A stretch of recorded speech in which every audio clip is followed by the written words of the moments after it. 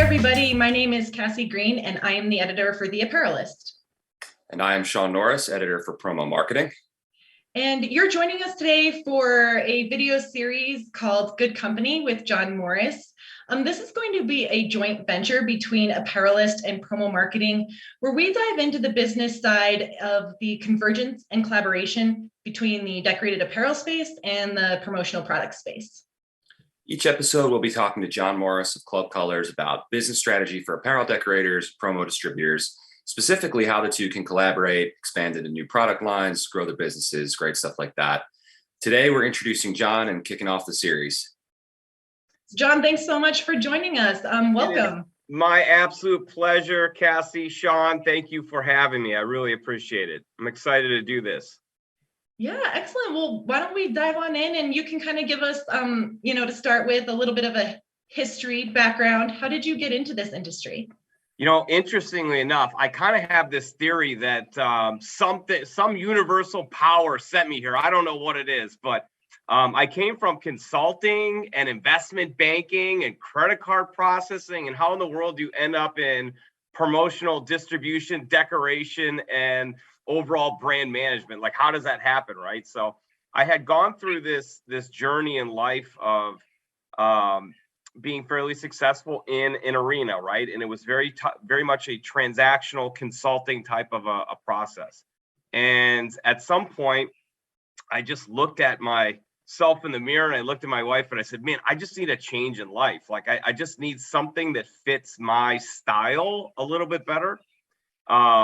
Those industries are very much challenging clients in order to get them to express their weaknesses and their pain. And then you are essentially inserting yourself as the potential solution, right? So you kind of got to break people down in order to get them to own up to the fact that they need help. And then you're coming in. Completely not my nature. Like, completely not my nature. I'm animated, man. I like to have fun and I like to inspire and motivate and all these different things. And I felt like it was just time for a life change. So I had actually accepted another role, and Club Colors had reached out like the week that I was in orientation, right? And so I get this phone call and I said, okay, well, I'll take the phone call. And they were looking for a sales manager. So I ended up coming in for the interview and I met with Chris Tossi, who's a co-CEO.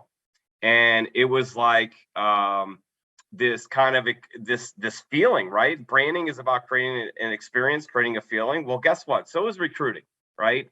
Like, if you're an interviewer, you need to create a feeling with the candidate as much as the candidate needs to create a feeling with you. And after meeting with Chris, I was like, I don't care what they even pay me. Like, I just want to be on this team. I just felt the energy. I saw the vision.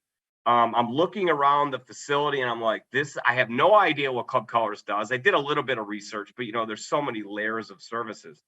And I got in the car and I look at the clock, and I had this thing where I see my birthday's 10/18, right? I have this thing where 10/18 happens twice a day on the clock, and I kept seeing it. Now, I don't know why I kept seeing it. It was a 9 o'clock interview. I got in my car, turned it on. What time do you think it was? It was 10:18. So I looked up and I said, okay, I hear you. I whatever you're trying to say to me, this is the spot. I get it. And from there, it's just been a ride. So I think it sounds like you kind of fell into this industry like a lot of people do. It seems like that's the origin story for so many. But yeah, the other side of that coin is that so many people who do fall in end up being just so passionate about it, which clearly comes through in the way you talk about it. What's your experience there? What makes you so passionate about the industry, and what are some of your favorite experiences? Well, first off, I tend to be a passionate person just in general when I have purpose, right? When I have a greater meaning, when I feel like I'm impacting others, and then in turn, I'm being rewarded for that impact of other people. And what I love about this industry is you're working with the pride of brand, right? We think of branding as it's their baby. In business, right? You talk to a small business owner, their business is their baby. It's another child. In many cases, it's their first child, right? They didn't start having kids until after they started the business. So their business is like their first child. When you deal with major universities, you deal with major corporations, big and small, whatever it might be, you find that especially in the tip of spear roles, there's a pride of brand, right? They're talking about that pride of their organization. It's not just their logo, it's the experience, it's the deliverable, it's the service they provide. So in our industry, we're really getting on board with their mission. It's not our vision, it's their vision. And our job is to bring their vision to life. It's to carry it out. It's to take the feeling that they create and amplify it by 10%, 15%, get their employees to buy in more, get their culture to become more dynamic. That just sets me off, man. I mean, that gets me completely excited because, they might have a productivity level, let's say of 80%, and they're trying to get it to 90%. And something that you collaborated with them on gets their staff to buy in a little bit more to an initiative, to speak the language a little bit more, to message a little bit more, to create a little bit more content, and just kind of team build, right? And that's what it's about. It's not about the product. It's about the feeling you create. And that's what gets me going. Yeah. Would you say that's kind of like a personal goal of yours, a personal passion project, maybe? It's a personal passion project, but I don't know that it was my personal passion project until I came in and I met Chris and Jeff, right? I'm not the owner of Club Colors. So my job is to be an unbelievable general, right? And carry out their vision, right? They're setting the tone. This was their vision for years when they initially came into ownership with the organization and became leaders within the organization. Their mission was always to have kind of that agency feel where it was purpose over product. And so I just jumped onto that and I went, wow, I can jump onto that because that really hits me here. And then when you start to talk to clients and you start to talk to their staff and you start to get the reaction, you start to realize it's far bigger than a product. This is their brand and they're buying promotional products and logoed apparel and all these different things to amplify that and to bring that out. So when you start to look at it from those terms, you start to get a feeling in your heart, and it kind of changes the dynamic. John, I was listening to Club Colors podcast the other day, and you mentioned on there this idea of leading with purpose over product. I thought it was fantastic. I have it in my notes here. It's bolded on my screen because I was going to ask you about it, so I'm glad you brought it up anyway. I think this is going to be kind of a unifying theme for this series. I think it's something that's really going to tie all this together, and it's really important to what we're trying to do here. Do you have any examples of this in action? How you guys kind of carry this out as far as your business model or with your clients? Absolutely. The first thing was first you have to get it internally to become something that's adopted, right? And in order to get it adopted, you have to reward it and recognize it, but you also have to make it part of your training. It has to become part of your nomenclature. It has to become part of the standardization and process of question asking with a client. So what we found when we interact with a lot of salespeople, right? They're very transactional. Somebody comes to them and says, we have an event, I need 1,000 of these. They go, great, here's a catalog, take a look, tell me which one you like, what color, it comes in blue, it comes in green, and then they go, here's 3 price points, go ahead, tell me which one you want, now, I'll do a proposal for you. When we started to analyze that, we thought, okay, that's not how you get to the heart of the matter, right? There's an emotional decision that is happening, the want behind the want behind the want. So what we did was we completely changed the methodology of our process. And this had already started before I got here. So I was just jumping onto that and helping to kind of take that to the next level. And it's a line of questioning. So we believe in reverse engineering. So if somebody says, I want 1,000 of something, we don't say, okay. We say, great. Why?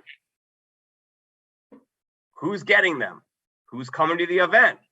What's the impact you're trying to make? Why do you need that to be the impact? What happens if you get that impact? Who's watching? What does it mean to you personally? How does that amplify your opportunity to grow within the organization?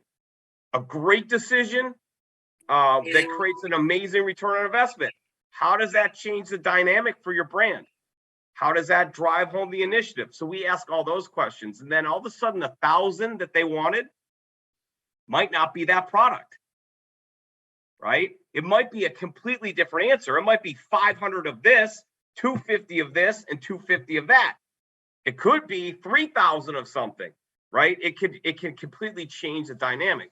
So we really focus on selling solutions to the bigger challenge that exists within the organization, the initiative, the impact they're trying to make. Then you reverse engineer that and figure out product. So oftentimes you'll get repeat orders. I know you guys know this, right? You'll get repeat orders and they'll go, we did this the last 3 years. And you could be this type of salesperson or order taker and just take that order. Or you could say, great, you've done this the last 3 years. What has been the result? Have you gotten the result you were looking for? That marketing spend, what type of result did that actually create for your organization? Was that the result you expected? Well, if you get anything other than, heck yes, this is brilliant, that's exactly what I want, everyone loved it, you better start looking for better answers for them, because that clearly is not achieving their greater purpose. So if you make the client's purpose your purpose, then you've got something. Now you're solving problems, and that's purpose over product. The product can always be, I mean, how many SKUs are there in the promotional industry when you include apparel and promotional products? 72 it's billion. Endless. You can put a logo on anything. It's endless, right? So what are we trying to achieve? That's the real initiative. And once you get that, then you start getting trust. And when trust happens, they no longer call you at the point of transaction. They call you at the point of concept. We're thinking about doing this. What would you recommend? At that point, you're no longer a salesperson. You're a brand advisor, which is what we call our people here. And I feel like that's even more important now in this current, business environment. Everything costs more. Clients are always going to be looking for the lowest price. But if you can provide that kind of value for your clients, it sets you apart. It prevents them from even going to find those lower prices or, looking for product. And it kind of changes their entire mindset about what they're actually setting out to do. Now, to your point, Sean, if you ask enough questions, the client may have an absolute perfect answer for you as to why price is important. And you might then say, I agree with you. Price is the answer. We need to market to the masses and get as many logoed items out as possible to as many people as possible. But if you don't ask the questions, you don't find out that the event is all executives, right, that are not going to be impressed by that product. So when you talk about price, you got to factor in return on investment, and you got to factor in response, reaction, experience, all of those different things. So sometimes they go price because they don't know the answer any other way, and they're being squeezed because they don't know how to sell the person within the organization to get a bigger budget. So part of our obligation in our industry is to help them being the direct buyer, make the bigger scale explanation or sale to their decision makers as to how they're going to create a bigger impact if they had a little bit more budget, right? It's about the right solution. It's not about price. It's about the right solution. Nobody just buys promotional products because they woke up one morning and they went, you know what, we should get 1,000 of these. Oh, that sounds great, Sarah. Thanks, Bill. I love it. Like, that doesn't happen. There's a reason that they're buying that. They're supporting something. It's always icing on the cake. It's never the whole cake. I love that. And I think it's actually a great segue into a lot of the things that we really want to talk about throughout this series. And it makes some really good points. So much as I want to continue the conversation, I know we want to tease this series out a little bit more. So I'm going to go ahead and wrap this one up for now. John, thanks so much for joining us today. I just want to remind everybody that, there's more to come. John obviously has a lot of expertise on the topic. We're going to talk some more. There will be more videos in this series. So make sure you're subscribed to the Apparelist newsletter and the Promo Marketing newsletter. So that way you don't miss when video number 2 comes out. Thanks so much for joining us today, John.